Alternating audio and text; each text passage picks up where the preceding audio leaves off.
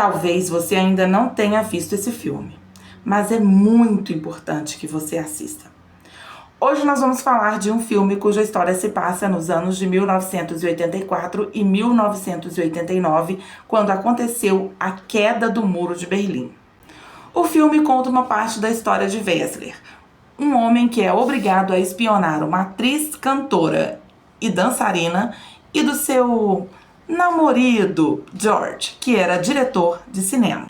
Toda a classe artística, como cantores, escritores, diretores, atores e atrizes, eram completamente vigiados pelo sistema, simplesmente porque podiam pensar ou passar uma história diferente do que era pintado como a surreal Alemanha socialista. O personagem principal começa muito obediente ao sistema. Ele é integrante da Stasi, que é a polícia secreta do regime socialista alemão.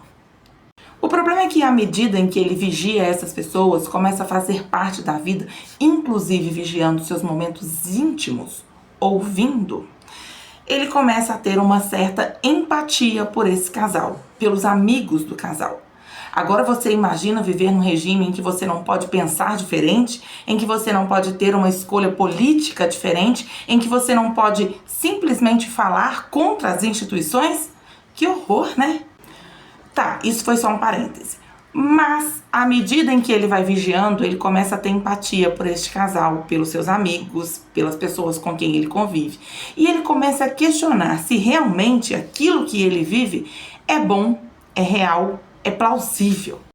E a partir desse momento ele começa a sentir o peso do que é fazer parte de um sistema que sufoca almas e cala consciências. Ele passa a tomar decisões que podem ser, assim, muito perigosas, né? Porque pode ter a ver com a sua vida. A partir do momento em que você desobedece a Stasi e alguém descobre, isso você corre o risco até de ir de arrasta pra cima. Eu acho que você sabe disso, né? As decisões do Wessler vão trazer consequências, e algumas delas serão mortais. À medida em que você assiste o filme, você sente um repúdio. Algo como dizer, será que é possível alguém ser preso por crime de opinião? Será que é possível alguém ficar preso porque pensa diferente? Quando se tornou perigoso fazer perguntas?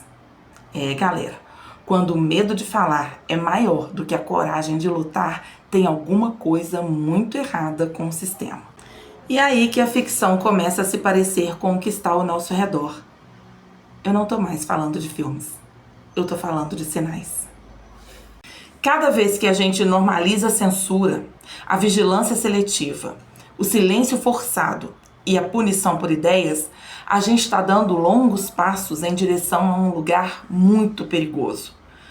Um lugar que a gente pensava que estava no passado, mas que, se não vigiarmos, ele já bate à nossa porta. A vida dos outros não é só sobre o passado da Alemanha. É um alerta. E talvez, sem perceber, a gente já esteja vivendo um prólogo desse roteiro. Assista, reflita e não se acostume. Porque a liberdade, quando começa a desaparecer, ela costuma não fazer barulho. Se vamos ser contra a dentadura, precisamos ser contra todas elas. O filme A Vida dos Outros está disponível na plataforma do Brasil Paralelo.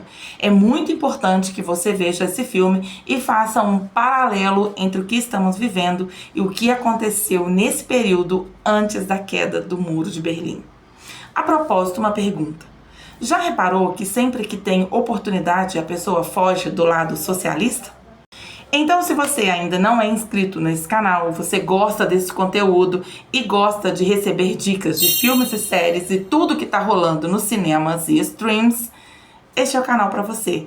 Já clica aí no se inscrever e deixa seu like, já faz todo o processo, porque a gente vai estar sempre trazendo novidades aqui para você.